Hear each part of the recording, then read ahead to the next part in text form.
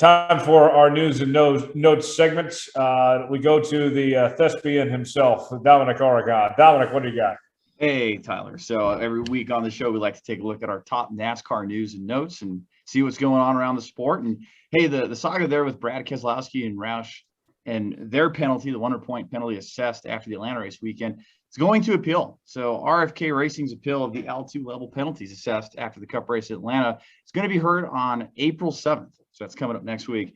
NASCAR officials confirmed on Monday also that 3 members of the National Motorsports Appeals Panel are scheduled to meet and consider it a week from Thursday. So, guys, it looks like this 100-point penalty, we'll see. It'll be left in the hands of those members on that appeal team. Well, then when you see that, and then the other penalty that was handed down to Booty Barker and the 23 team, also a 4-race suspension. Was it a 100-point penalty too, Dom? No, not with the 23 team, no. Okay, but still, 4-race suspension for that.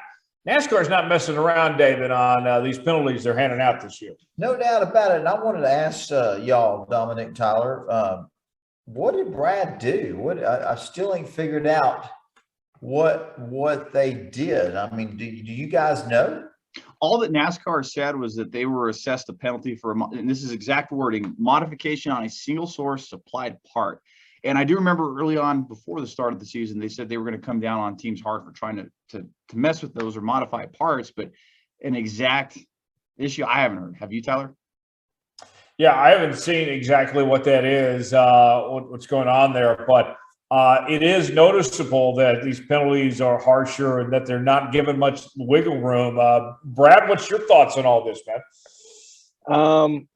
From what I understand, it's tough because that rule that you just stated, like modifying a single source part, there's kind of a working gray area that's not being addressed. I feel like when you have those single support or single supplier parts, sometimes they may not work for whatever reason on your build, or there's a way that like something works more efficiently it's not necessarily a competition advantage, but it's just like a streamlining issue, especially since teams, it's very difficult to get parts right now.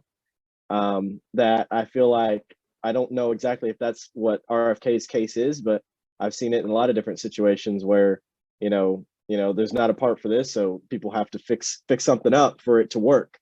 And sometimes it shows up to the track and it's not compliant, and, the teams didn't know it was illegal. So there's that. I mean, obviously they could have maybe tried to have a competition advantage. We don't know that, but I think the other side of that is, I believe Darian Grubb from Trackhouse had spoken about it, where what sometimes things that they do, they're trying to be extra conservative to make sure they stay in the rules because they're not even sure what is a rule break at this point. Mm-hmm.